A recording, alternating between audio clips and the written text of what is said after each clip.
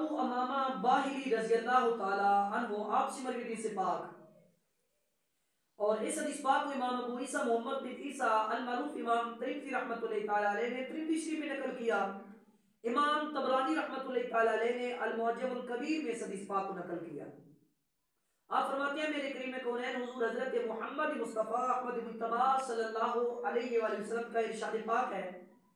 فرمایا جو بندہ باوضو ہو کر اپنے بستر پر لیٹتا ہے اور نیند آنے تک اللہ رب العالمین کے ذکر میں مصروف رہتا ہے، فرمایا وہ جب بھی دنیا اور آخرت کی بھلائی مانگے اللہ رب العالمین اس بندے کو دنیا اور آخرت کی بھلائی عطا فرما دیتا ہے۔ تو اس حدیث پاک سے پتہ چلا کہ وضو باوضو سونے کی بڑی فضیلت ہے، اور ہر انسان کو مطلوب بھی یہی ہوتی ہے کہ دنیا میں بھی اس کا بھلا ہو، آخرت میں بھی اس کا بھلا ہو۔ تو جو دنیا اور آخرت دونوں کا بھلا چاہتا ہے اس بندے کو چاہیے کہ وہ جب سوئے تو وضو کر کے سوئے۔